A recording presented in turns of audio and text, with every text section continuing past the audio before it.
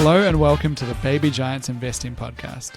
Join us as we chat about the weird and wild world of small cap investing, all while searching for the precious few fast-growing businesses that have a shot at becoming industry giants.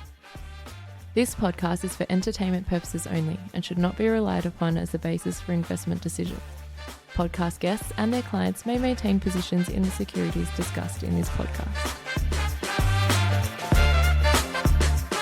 All right.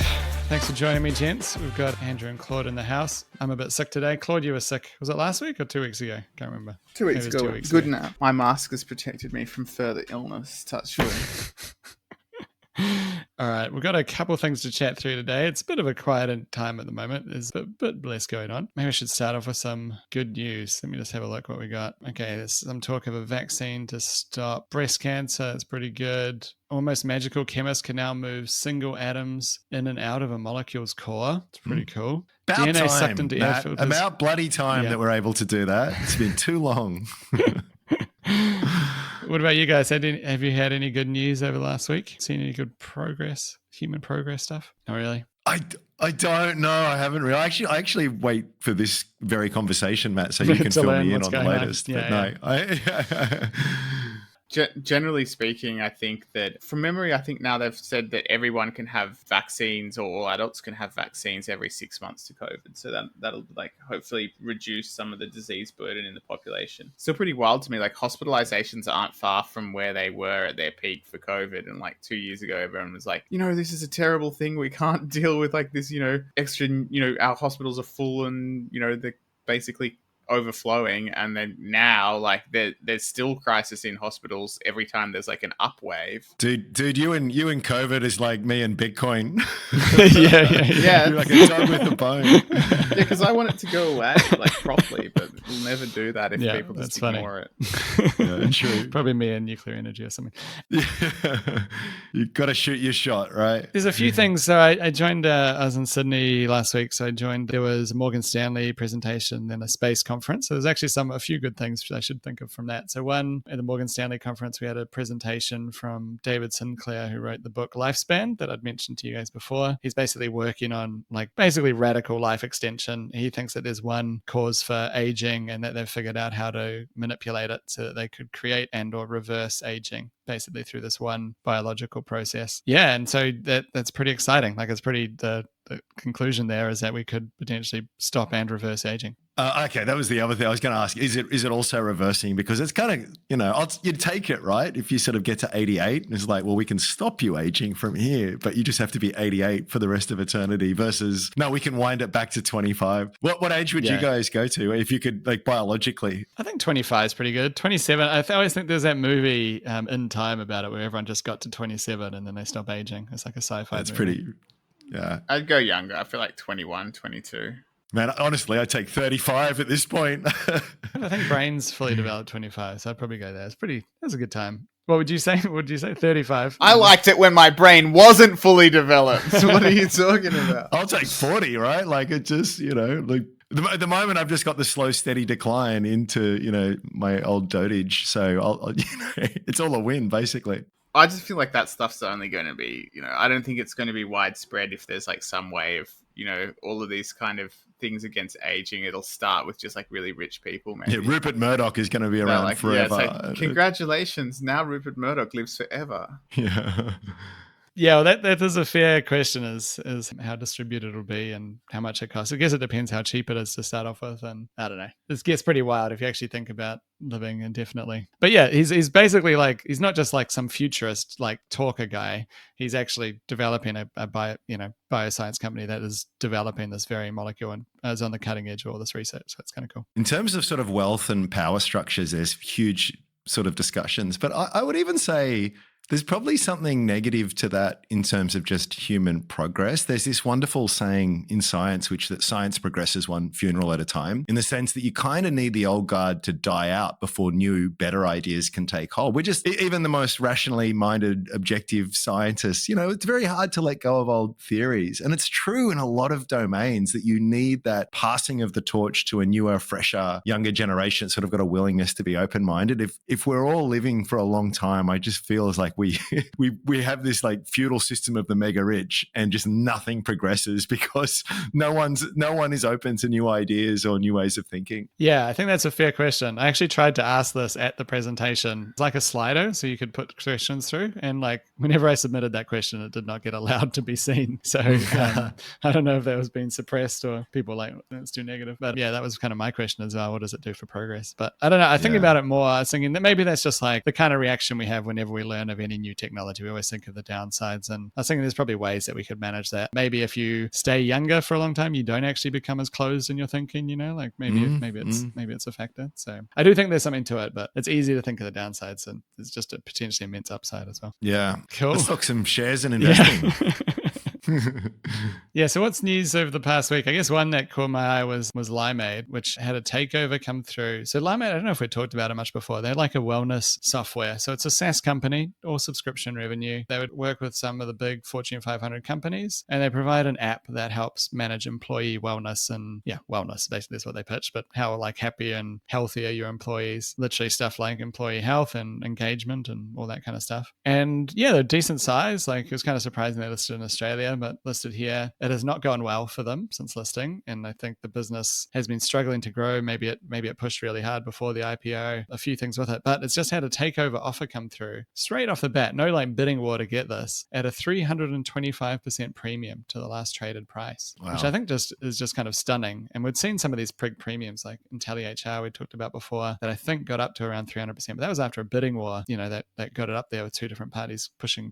This is just straight off the bat. 325% premium to the last traded price. So yeah. Although it does take it back to the share price basically a year ago. Yeah, I think that's the stuff with a lot of these ones that are a big premium. Even then, it's only a 217% premium to the 30-day average price. So it is one that had been hit. It's kind of like, we can get into this in a sec, but probably a lot of tax loss selling coming in here. This is at the start of June. And yeah, I think people were expecting that they might need to raise capital is like in a big way. And that's probably why it gets pushed down so low as well. But it's funny, it caught my eye. Like I was actually looking at it just a week before, thinking how much it had been pushed down, because I'd originally looked at this when it IPO'd at like $2, and then it got down to like 11 cents or something. Just thinking if there an opportunity to look through all these companies that have been really beaten up. Some of them should do well. Ended up looking at it and thinking doesn't actually look like it's doing that well. But then it's got this kind of strategic takeover from WebMD. So if you're familiar with WebMD, if you've ever tried to Google your symptoms to figure out how sick you are, that's the company that's acquiring it. So yeah, interesting kind of takeover. I don't know if you guys have any thoughts.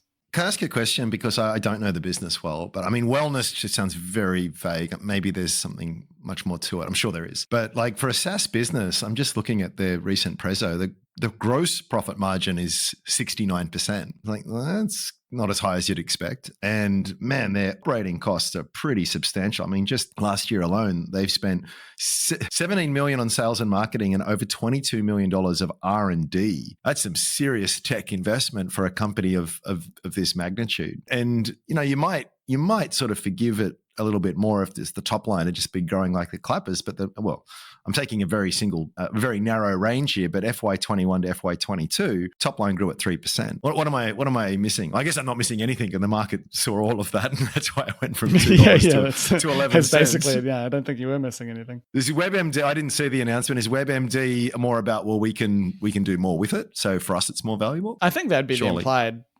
implied thing of what they're doing. They're going to sell some other services, or it's a way to get, they have some pretty big customer relationships, right? Like they're working with these big, they like have Microsoft, I think was one of their big clients. Like they're kind of globally, every Microsoft employee was using their app, a few other really big companies. Oh, every single employee, right? Okay. I mean, if they choose to use it, I guess, but yeah, it was the wellness app for Microsoft. So yeah, it's like the cafe at the bottom of Global HQ, saying that we are the corporate partner of Microsoft.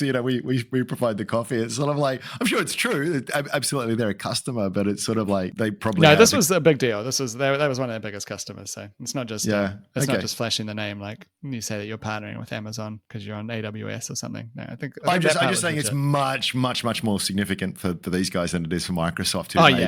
Someone in HR thought, this would be a good idea. It's like peanuts. We'll just do this because it looks like, I don't know. You know what I mean? No, that part's definitely true. Very cynical. Yeah, and I mean, it was basically pretty ugly. Like if you looked at this a few weeks ago, there's a reason that it was down so low. It's, revenue was declining. Were they going to have to raise a lot of capital? So yeah, my like quick look at them was fairly quick as a result. But if you had been that, those few people who were buying at the low, you've had a 300% premium in a couple of days. I wonder so how WebMD are going to make money out of it, though, because just looking at the website, I'd looked at it before as well, and it just seems so ephemeral, like the benefit it's supposed to get. Its marketing is like, I'll meet the moment with our enterprise HR software. It's hard to point to any tangible reason why a company would want to pay for this. I was just going to ask you, Claude, can you break it down to me like I'm a, completely clueless Gen Xer? It's like, what do I get from this? Not using any buzzwords, like what do I actually... There's no real proof of this, and I'm not sure how they prove it, but they claim there's lower turnover for employees who participate in the Limeade program, and they say basically they at least imply that Limeade makes people more engaged, less likely to leave, and can, I guess, like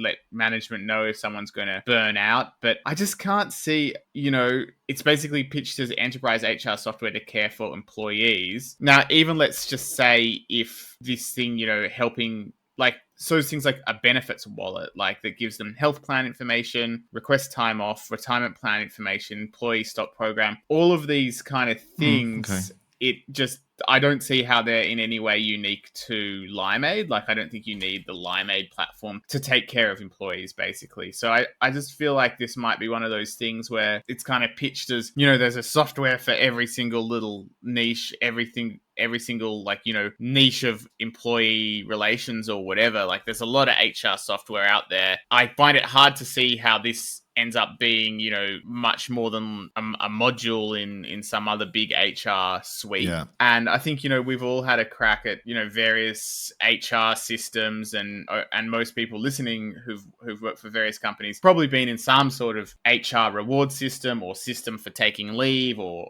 keeping track of your leave, and maybe those systems have been in one place, maybe they've been different. Where do you see what your stock options are, and all of these kind of things. I don't think that it's really the platform that presents your leave or your leave policies or your stock options or your, in America, your health insurance. I don't think that that's really that important. I think what matters is, what are your actual working conditions are, can you go and pick up your kid from school when they're sick, and is your healthcare coverage good, and do you get recognition for hard work and all of that kind of stuff. I think that the actual substance of it is way more important to employee turnover than the actual platform you use to try and measure that or make, those benefits available to employees. So yeah, it's hard to see how these guys are actually anything other than software that operates in a really competitive space. And yet WebMD, a pretty big company, said, no, we think you're worth 100 million. Yeah, exactly. So I'm curious to find out how that pays off for them. But you've been a bit harsh. I have, but I'm really curious to know there must be something there, right? By the way, as a very like nothing aside, the name I don't like. It sounds too much like Kool-Aid, and it's just I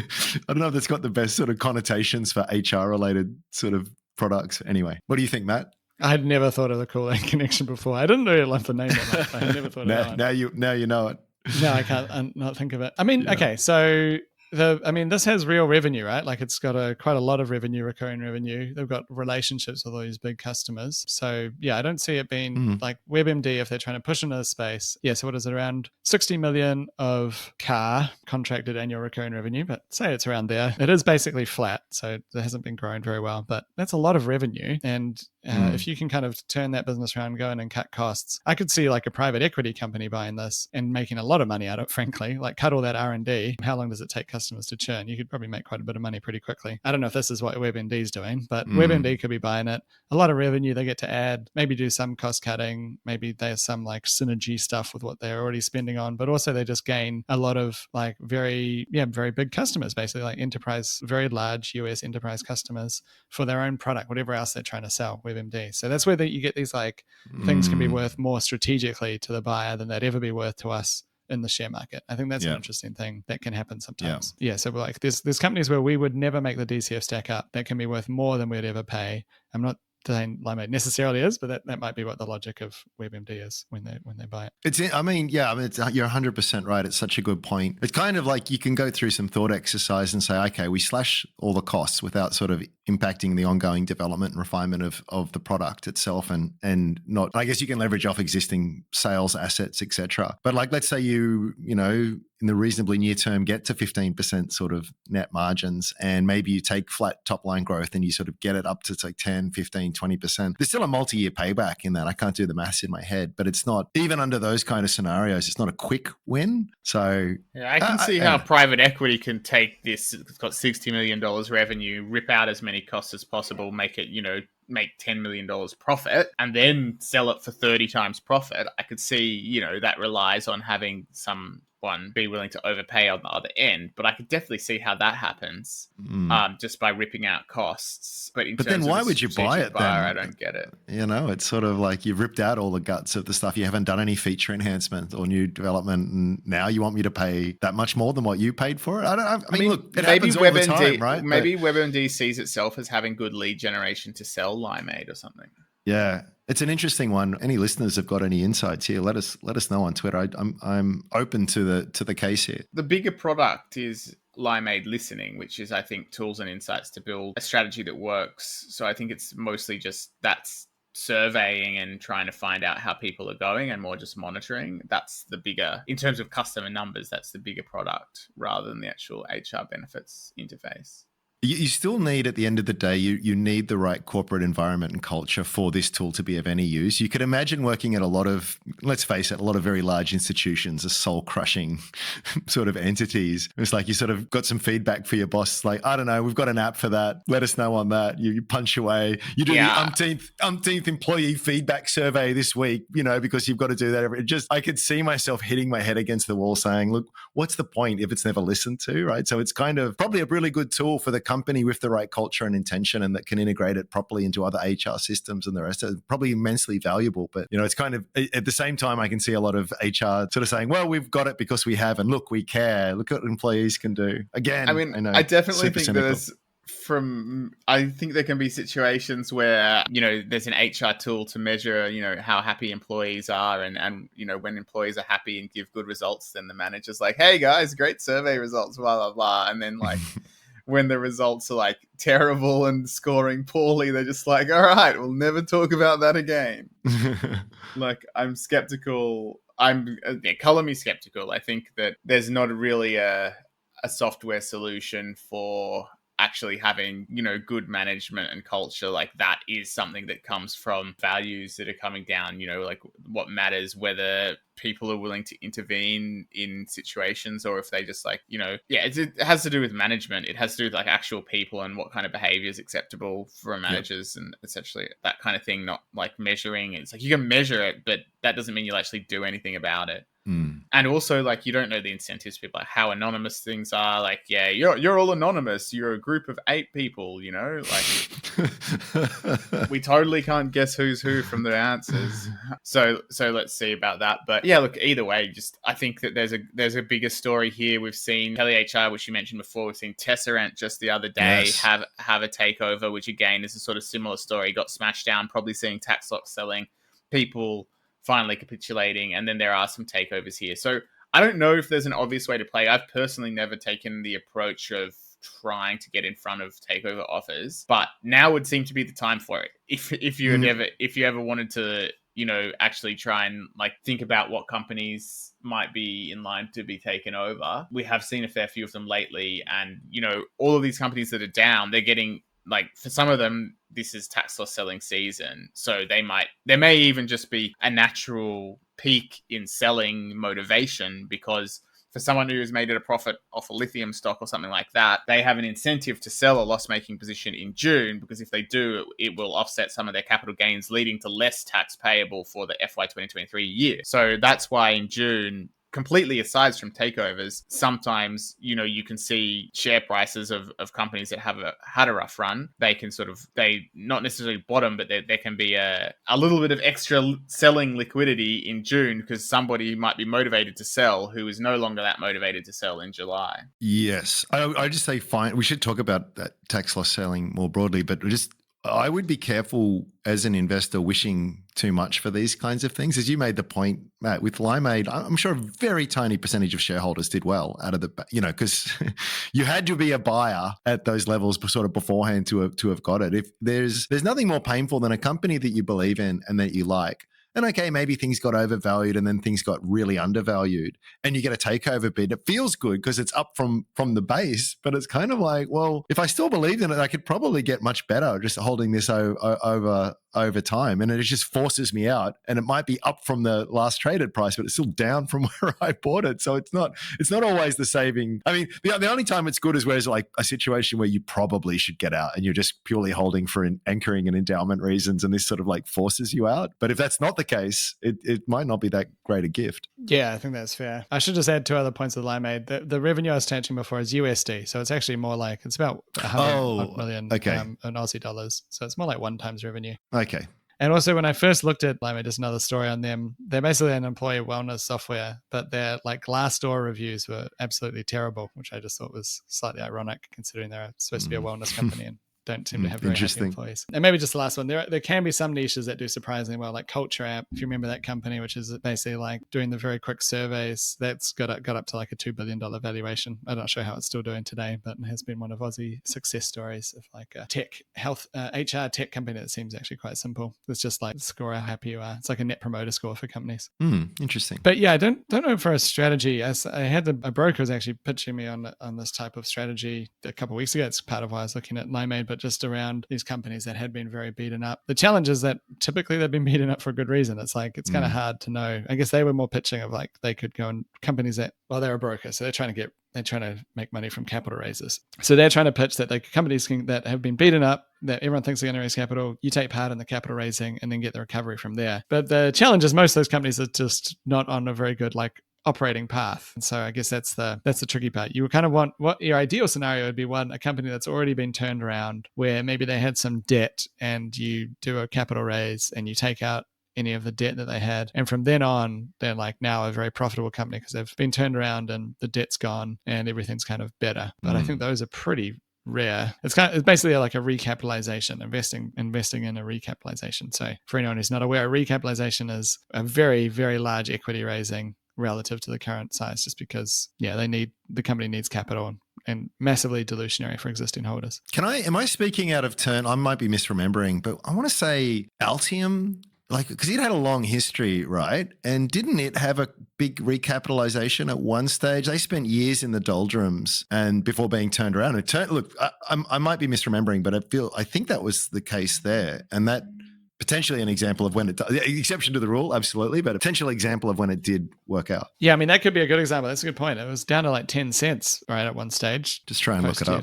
But that would be an ideal example, right, where you've got a company that's got into strife but has now changed. In that case, a new CEO came back from one of the acquisitions. That's right. They were down 90% at the same time. 90% from the 2000 bubble, sort of tech bubble, $5 down to 50 cents. Yeah, it's a long time between drinks, as they say. It is, and then they basically sat around that mark for years and years and years and years and years. So it's, I mean, that's the hardest thing. I mean, it's what I think is often frustrating as an investor when you do see the core of a business is actually decent and has a lot of potential.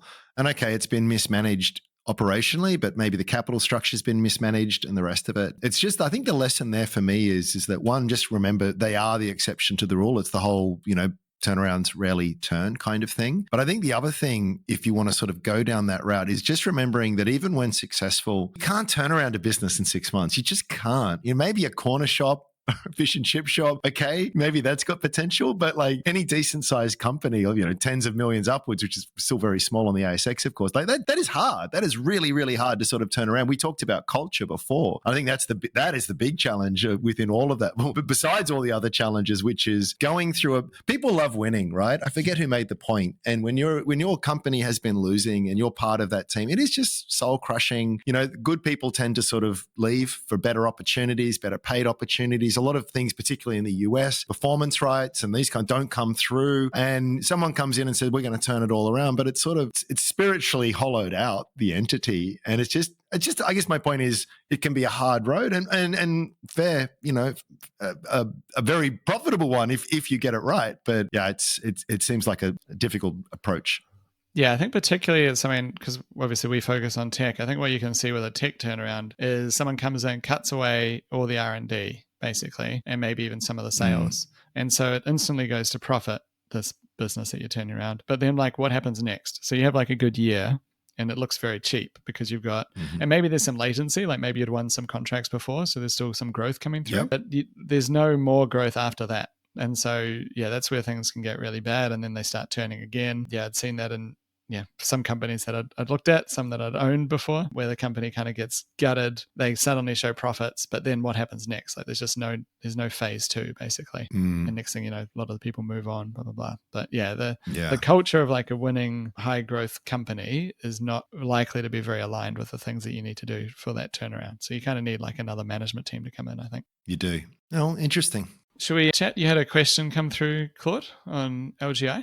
Yeah, sure. David asked us to have a little look at LGI, which is a company that is in the business of, I think, getting gas out of rubbish dumps, that kind of thing, biogas. So basically, you have a dump, cover it over with grass or whatever after the dump's full, and then that dump kind of leaks gas. Is all the stuff that you've the methane, I think, largely. Yeah, that's my understanding. Is that right, Claude? And this is trying to capture that gas and use it productively? Yeah, essentially. I'm not an expert on the engineering, but that is basically it. I think that you get the gas and then you have gas and you can burn the gas or you can use the gas or something like that. Let me just see. It probably says on their website how it works. I'm actually very much in favor for landfill gas. So methane is something like, I'm going to make this up, but something like 20 times more potent as a greenhouse gas than CO2. So it's a much smaller emission in terms of particles emitted, but it's if you can really move the dial on this kind of thing. And yeah, there's some interesting applications. Yeah, look, anyway, it's gas. It is biogas. They say it's sort of like renewable energy, I guess, because it comes from rubbish, but whatever, it's still burning a fossil fuel. But the key point here is that biogas from landfills is eligible for various renewable energy certificates, including I think the most significant ones in Australia, which are the LGCs, the large scale generation certificates. And rightly so. Yeah, I don't know, I feel like it might be a bit debatable, but anyway. No, it's a question of the thing is, I just to quickly interject here, because this gas exists whether we like it or not, right? And we're adding more land. So it's well, what do you want? Do you want the methane or do you want the products of combustion? It tends to burn much cleaner as well. So I think it's if you're given the choice. Yeah, you're right. And we're burning this stuff anyway, right? Anyway, so it's we should have a higher proportion of landfill gas in the mix if it's economic. And it's better to burn methane for power than just let the methane waft up 100%. Into the atmosphere. So, that sounds legitimate. And also the Australian carbon credit units, which is a more recent scheme, which is actually the bigger one for them. So they get total revenue for the half year to December was 16.3 million. 8.2 million came from electricity and related services, a little bit from infrastructure construction, and then another 8.2 million from environmental certificates, the majority of which being the ACCUs, the Australian Carbon Credit Units. So obviously this business model does have some risk in terms of the fact that regulation around the transition towards more renewable energy sources is a bit of a political football. So that has deliberately created risk in terms of if the credits disappear, basically, or if there's some change. Exactly. So, I mean, and this is a deliberate technique of people who don't want to have this transition is you don't need to necessarily even always win. There can be some sort of scheme that's in place for a while. But if you just create this uncertainty that you're going to get back in power and remove the scheme, then, of course, you can sort of damage people just through that, damage companies that are doing this just through the threat of that uncertainty. So overall, in terms of actually generating profits and free cash flow and that kind of thing, I would sort of argue that this is a very low certainty business, capital intensive kind of thing. And yeah, just generally just with that extra risk that might be something that plays on your mind. Now, what David actually has asked is he said he's particularly interested and surprised by the value of the carbon credits they generate, but does it have a moat? I was wondering whether this incumbent position with local councils could be viewed as the same way as council incumbency is viewed for TNE and OCL. Really interesting in hearing all our views. So I guess on that point, David, I guess to some degree, the incumbency, as in, the general thing with government organizations or even big companies, comes back to this, you don't get fired for choosing IBM. So perhaps what you're getting at is there's some kind of advantage for being a known brand or a known supplier. And I think that's true. I think that is probably more true when it comes to software than when it comes to building a specific discrete project. I think that it's more likely that, everyone's using this software day to day. There's sort of, everybody in an organization has learned how to use a certain software, and there might be IT systems already set up in the case of, other IT providers that serve government, where if that company has set it up originally, then they might be brought in to make changes and stuff like that. So I think there's probably more stickiness in IT than in building a project. And the other thing is, I think the projects are probably, to an extent, the proper thing to do is to always go to market to have a competitive tender for a certain project. And, whilst that is also true for IT, often that it's building on something that already exists, whereas I'm sure that LGI would be in the absolute prime position to expand an existing installation, for example. But if there's a new project, I sort of suspect that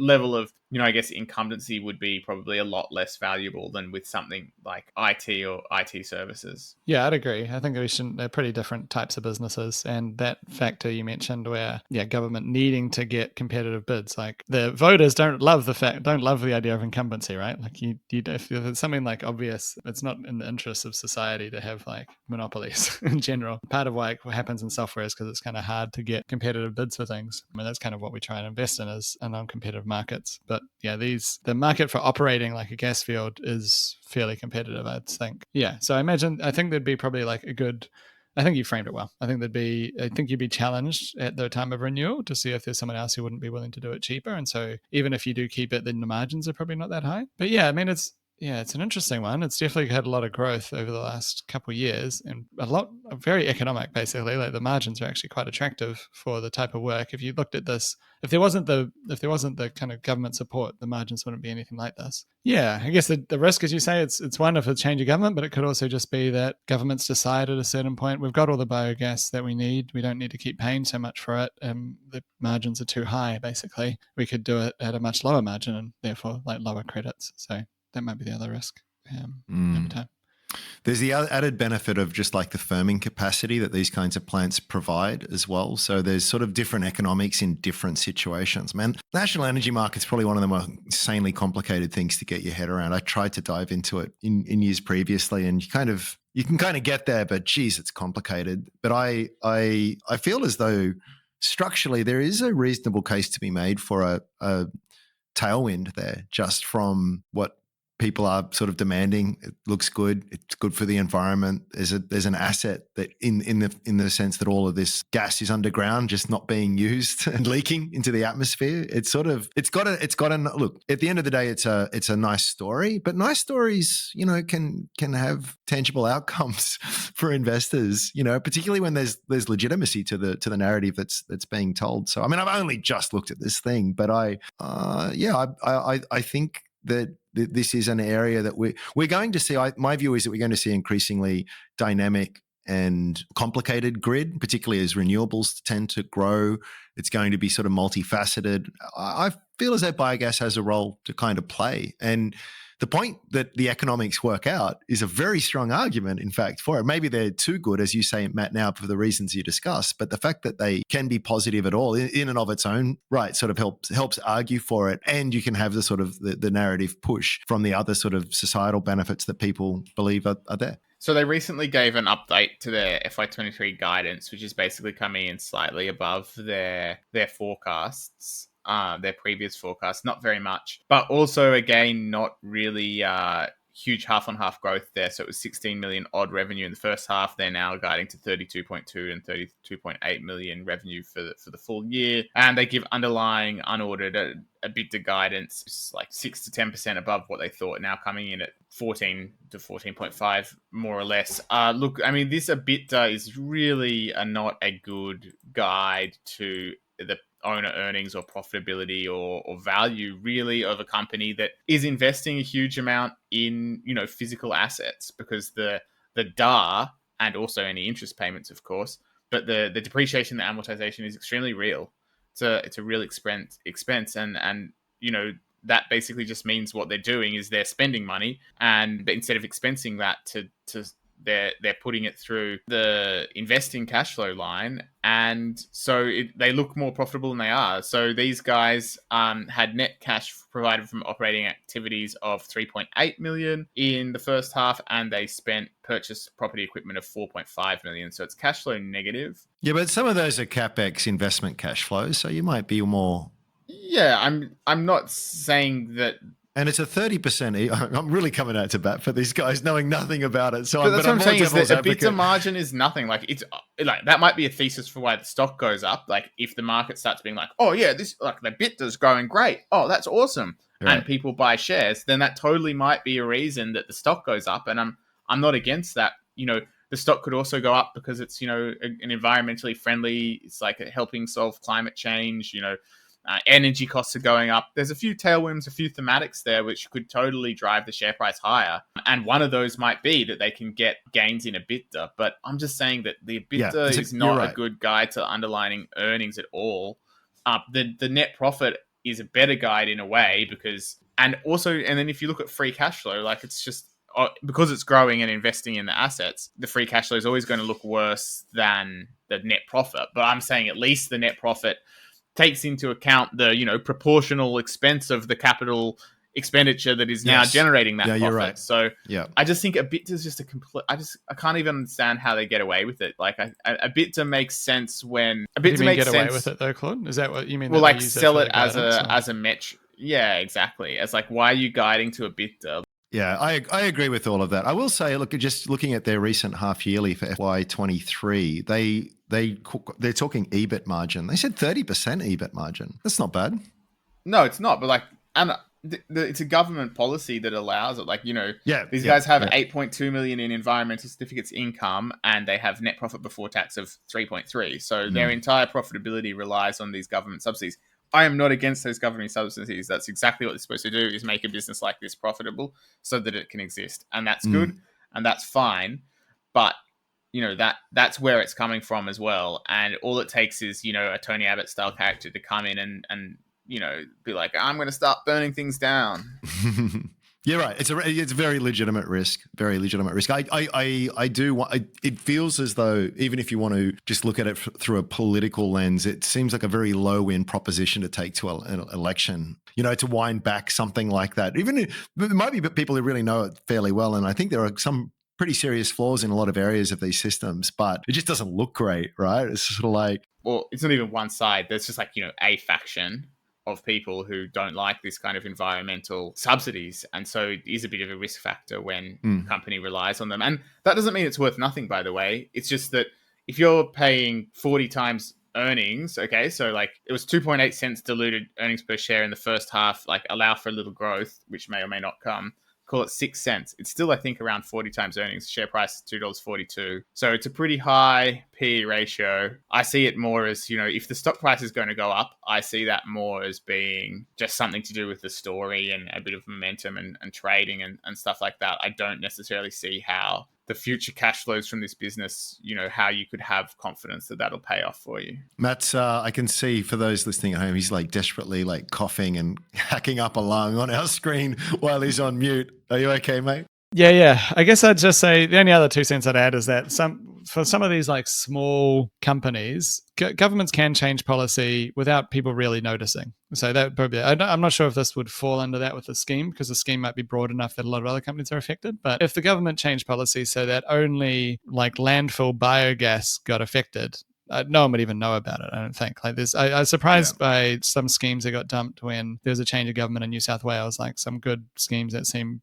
but they just change. Like they're just fairly Yeah, small yeah. schemes, and they're just like, that's just gone now. Not even really announced why. Just like that was the different policy, not ours. Remember what happened with novated leasing, some of those companies, right? Same kind of thing. It's just not politically, not enough people care widely if people enough about it. If people don't know about it, then politicians could change it immediately, right? Because there's that's no true. blowback. That's the only other thing. I don't know how many Australians know that biogas from landfill is even like a thing. You know what I mean? That's the only caution I give. But cool. Any other topics this week, gents? Or should we wrap it up there? Let's just because it'll probably be the last chance for people to think about it, is I just thought it'd be worth touching on the subject of tax loss selling. I think over the years we've all seen, you just occasionally see that there might be a liquid smaller company and there's somebody that for their own tax reasons is motivated to get rid of some shares by the end of June. So there could be so many different reasons for this, but the story is, when it does happen, it's like, someone might have already decided they want to sell this stock, and their usual modus operandi might be to just very slowly sell it out so as to, minimize the impact on the market. But, they basically might have a situation where if they sell it in June, then it reduces the tax payable on the FY 2023 years. So they have an extra incentive to sell more in June, because even if they get a slightly lower price in June, it offsets the tax that they then have to pay compared to if they sold in July. And that means that they'll get the benefit of that money basically and not have to pay it to the government. So that can be a motivator for people to accept a lower price than they could otherwise achieve, and for it to still make economic sense for them. So that's the key, really, is like somebody could sell shares for 40 cents when probably if they just waited till July and August and sold it slowly, they could sell it for 45 cents or 50 cents. But for them, it might make sense because, of course, there's uncertainty. But what they're sure of, if they sell it by 30th of June, then that's going to reduce their tax bill. And so what you're looking for companies that might be tax loss sold is basically that, there'll be a lot of people that have bought at a high price that are sitting on a loss essentially. And even more so if they're sort of, I guess, people that have maybe they don't have a long-term view on it. They're not necessarily intending to ride the ups and downs for however long it takes. They sort of thought they had a good story and, it hasn't worked out for them. So they kind of want to sell anyway. And so that's why I guess you do see it in companies that haven't performed so well or they've had a little miss or something like that. So I just thought, I don't know if to put you guys on the spot, but I don't know if you have any candidates that you've seen, other than Limeade, of course, that you've seen trading pretty low, that not stocks you own necessarily,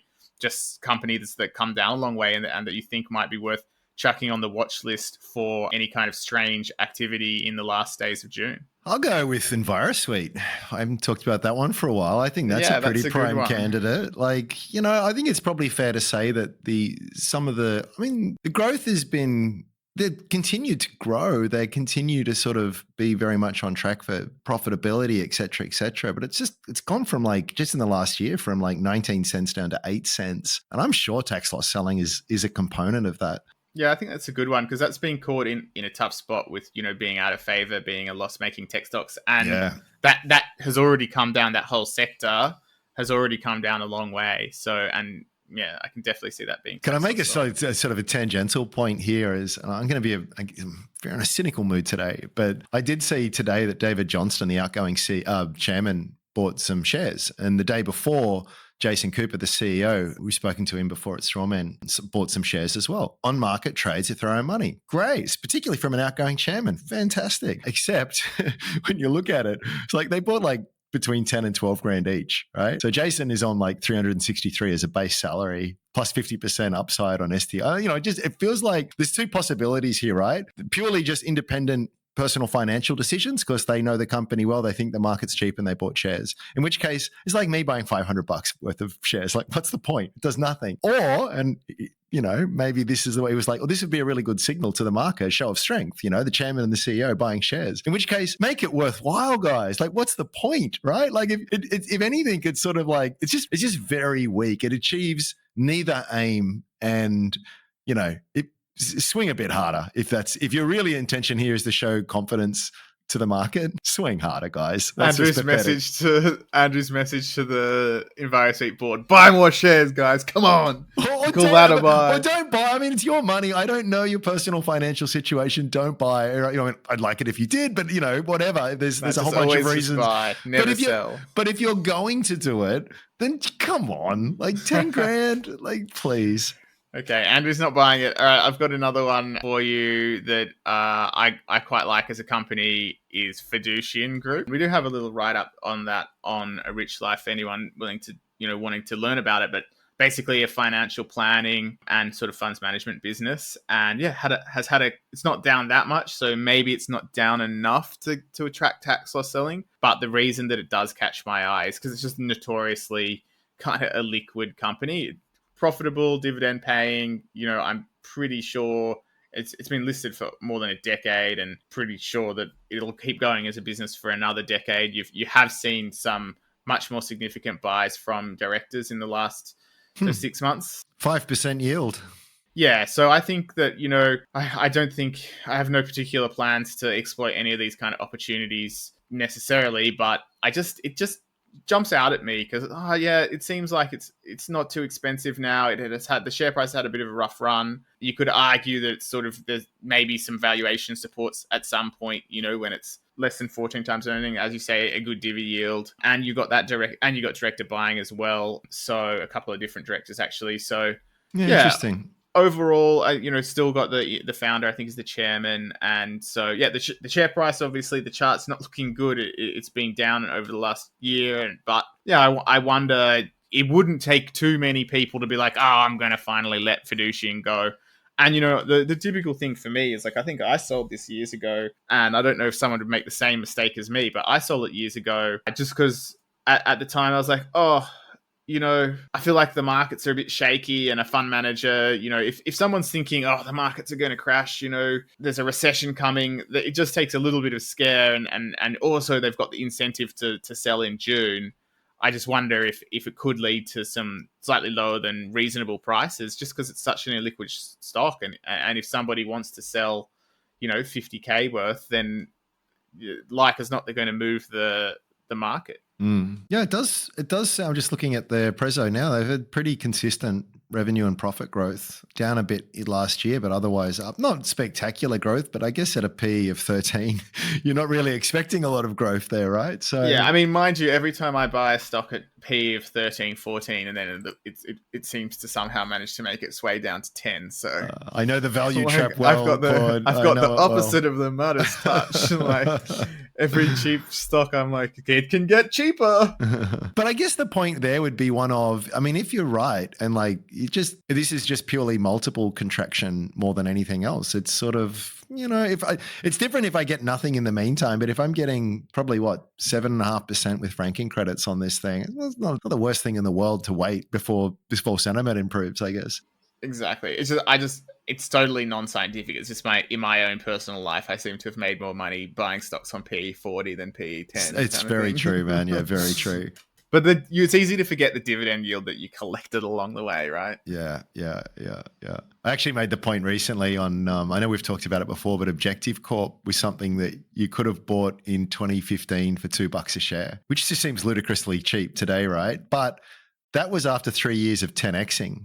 Right? It went from 20 cents to $2. And at that point, so basically what happened, it went from a bit under the radar, very low multiple, like 13, 12, something like that, to something in, I forget now, in the 30s or whatever. But it's just sort of like, it's to your point, like I would imagine a lot of instincts for value-oriented investors would be, yeah, great business. I can see why it re-rated. It was stupidly cheap at a point.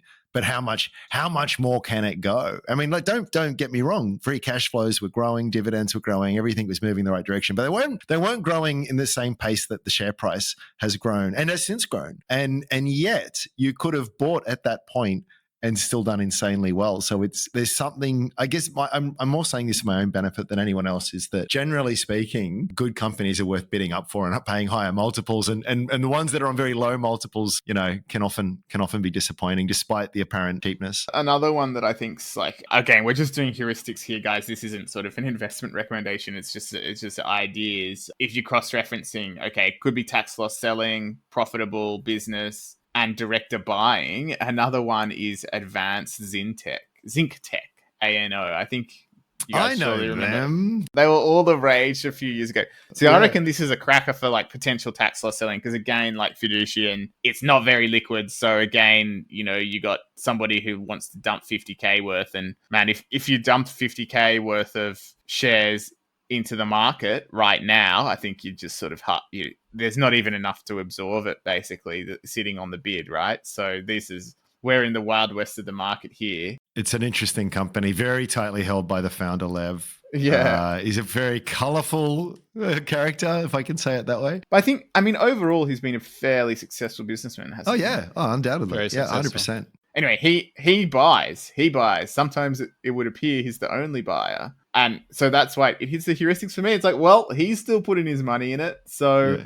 And this one, it can have its profits jump around massively. It's a manufacturing business. A fair few moving parts can really influence what their profits at. So they've been anything except a smooth run in the last few years. They sort of had very little profits for years. I first started looking at them in 2014, and they were just an absolutely penny dreadful. Then that was called Anataria. And then their profits took off. They had a fluky year in 2019, and it's sort of their profits have been down ever since. And so too has the share price been down ever since then. And another story of the things just getting carried, like it was, it's easy in hindsight, but at the time, like 2019, and 2020, it was getting incredible growth, and market maybe. Yeah, I was in it then, and I extrapolated. thought, definitely people really could see that, wow, it's like, wow, this has come online. Suddenly it's operating leverage. There's demand tailwinds because more sunscreens are using zinc instead of the chemicals, because people are generally against those chemicals because of the impact they could have on the reefs and stuff like that. So yeah, there's a nice little story there, and backed up, of course, by strong growth, which has just evaporated. But, wasn't Matt just talking about, you want one that's already turned around? Well, if you want to just look purely on the profits, I think that the worst result for them was 2021, and I think it's been maybe looking a bit better since then. So yeah, I got to give a shout out to some of the early Strawman members, because it was very popular in the very, very, very early days. It's out of the index now, and it was before we went to premium, but it did 154% compound annual return for those that tracked it through to the point it got booted out of the free index. So yeah, shout out to those that got it, because it did have a lot of things to like. I think things got a little bit carried away there for a bit. Shut up, Matt. You're talking too much, man. Let me and Claude get a word in. Yeah, any comment? I'm sick, man. Sorry. No comments. Maybe we should wind it up. All right. Well, that's it. That's it from me. That's the tax loss selling musings. I hope that one day somebody, finds some good ideas there. But it's more just a theme than any particular stock. And sometimes you can get lucky if you're looking at the right one, and weird stuff happens at the end of the month. Yeah, interesting. Awesome. All right. Thanks very much, gents. We'll wrap it up there.